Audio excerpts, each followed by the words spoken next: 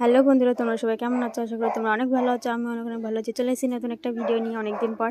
আজকে আমরা যাবো কার্তিক ফেলতে, আর ওখানে গিয়ে কীরকম মজা করবো, কী আনন্দ করবো সেটাই তোমাদের সাথে শেয়ার করবো। চলো তাহলে তোমরা দেখতে থাকো আর এনজয় করো।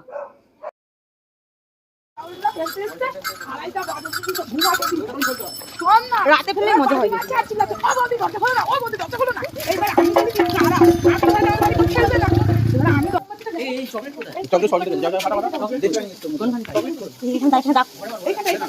ওরা ঘরে তুলে নিয়ে যাবে। নাও নাও মোমবাতি। করে দিয়ে এবার ওই ঘরের দিকে ঘুরে দেবে।